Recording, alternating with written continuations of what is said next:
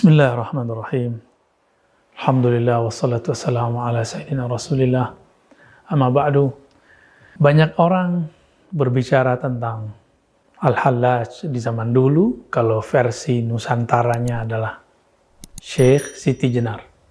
Namanya agak sedikit menggelikan karena laki-laki kok disebut Siti ya. Tapi itulah sebutan dulu ya. Mungkin dulu Syekh Saidi Jenar, tapi nggak tahulah kenapa kemudian berubah. Yang dulu dikatakan nama kecilnya Lemah Abang dan segala macamnya. Ya.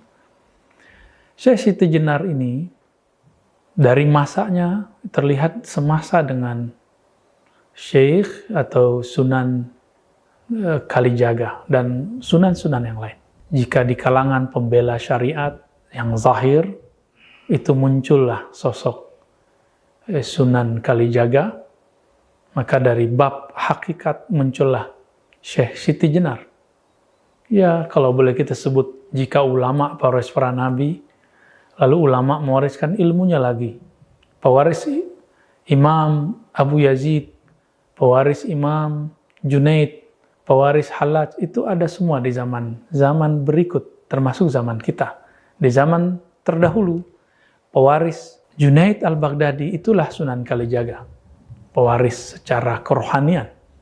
Adapun pewaris kerohanian Al-Hallaj, itulah Syekh Siti Jenar. Sejarah pun berulang, karena cip takdirnya sangat-sangat sama, hanya formulasinya yang berbeda. Kemudian muncullah kalam-kalam yang menunjukkan kalam-kalam mabuk bertuhan, mabuk cinta kepada Allah, mabuk dalam keahadian Allah, keesaan Allah Subhanahu wa taala. Teman-teman, kan Allah dalam bab akidah, alam semesta ini disebut mungkinul wujud. Wujudnya mungkin. Dan dia hanya ada karena diadakan oleh Allah, yang disebut wajibul wujud, yang niscaya keberadaannya pasti ada. Maka semua selain itu menjadi diadakan karena dia. Maka yang benar-benar ada hanyalah Allah.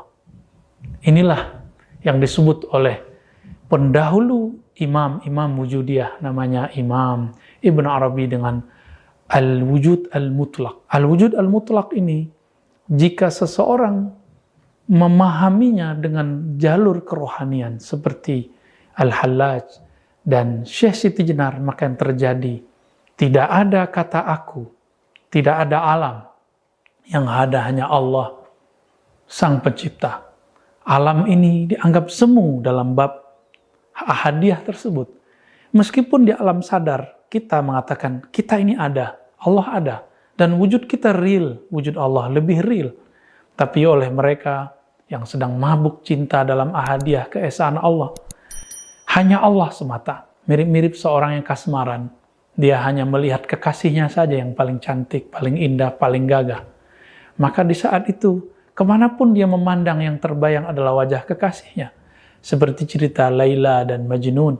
Majnun memandang tembok pun yang muncul wajah Laila. Apalagi melihat siapapun. Sahabat yang melakukan Allah, Syekh Siti Jenar, kemudian sebagaimana Al-Hallaj, mengatakan hal yang mirip. Mengatakan, jika Al-Hallaj mengatakan, di dalam jubahku adalah Allah, tiada kecuali Allah. Maka Syekh Siti Jenar lebih dahsyat lagi. Di dalam dirinya hanya Allah. Wujudku adalah wujud Allah. Itulah Syekh Siti Jenar. Inilah cerita awal kenapa muncul satu zikir, satu wirid yang disalahgunakan oleh orang kebatinan. Wujud ingsun atau zat ingsun, zat Allah. Sifat ingsun, sifat Allah. Nama ingsun, nama Allah. Ini kalam tidak boleh dilafazkan kecuali orang sedang mabuk. Orang mabuk tidak dikenakan hukum syariat karena dia mabuk sampai kesadaran dia kembali.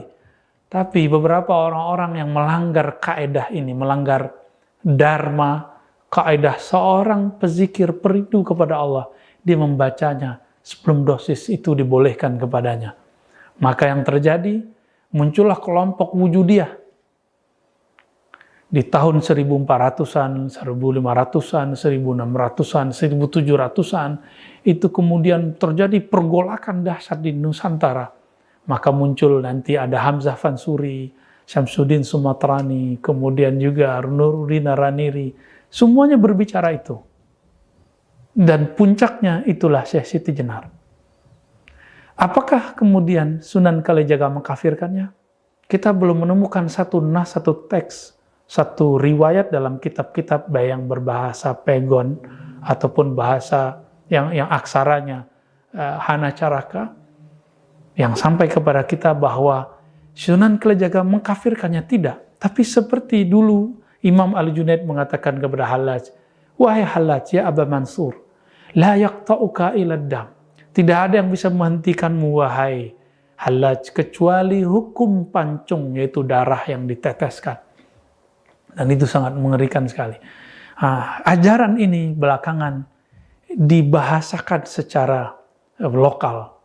Disebut dengan ahadiyah itu manunggaling. Manunggaling keesaan Allah, kesatuan Allah. Ya.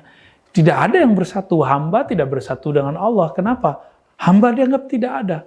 Maka manunggaling jangan diartikan Syekh Siti Jenar bersatu dengan Allah. Kenapa? Yang wujud cuma Allah. Syekh Siti Jenar hanya bayang-bayang. Tapi orang-orang yang kemudian lancang menerjemahkan ajaran Syekh Siti Jenar, kemudian mengatakan Syekh Siti Jenar mengajarkan persatuan dengan Allah. Wallahi iyyakum bihi.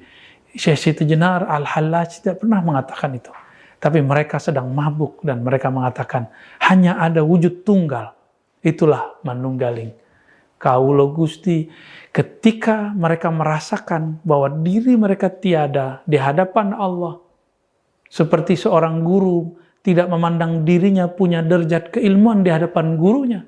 Kenapa seorang Syekh Siti Jenar tidak boleh merasakan dirinya tiada di hadapan ilahi? Maka teman-teman sahabat melakukan Allah, jika Imam Bukhari dulu mengatakan, mastasghartu nafsi ila ala Ali ibn al-Madini. Aku tidak pernah merasa kecil. Aku tidak pernah merasa lebur. Kecuali di hadapan Ibnul Madini. Kenapa Syekh Siti Jenar tidak boleh mengatakan itu? Kenapa Al-Hallaj kita larang mengatakan ma fi jubbati ilallah? Kan dia sedang mabuk asik dengan kekasihnya. Kita belum sampai kepada kerinduan itu. Kenapa kita salahkan orang yang merindu? Maka sahabat-sahabat yang memuliakan Allah, mari berhusnuzan. Apa yang terjadi di zaman mereka, itu sunatullah. Secara hukum fikih, betul, pelakunya harus ditanya, dieksekusi. Jika terbukti kemudian ada hal yang berbahaya, mungkin seorang hakim qadhi mengatakan, kamu dipenggal. Tapi sekarang ilmu itu sudah dibuka. Apakah kita masih salah faham lagi? Maka benarlah Imam Ghazali. Beliau mengatakan, seandainya saya jadi hakimnya di zaman Hallaj, saya akan selamatkan Al-Hallaj. Saya akan bebaskan Al-Hallaj. Maka kami pun, jika pantas mengatakan itu, akan mengatakan yang sama. Jika di zaman itu, kami menjadi hakimnya, tentu kita akan memaklumi Al-Hallaj, memaklumi Syekh Siti Jenar. Tentu kita tidak pantas tentunya mengatakan hal itu, hanya Allah lah yang memantaskan kita. Wassalamualaikum warahmatullahi wabarakatuh.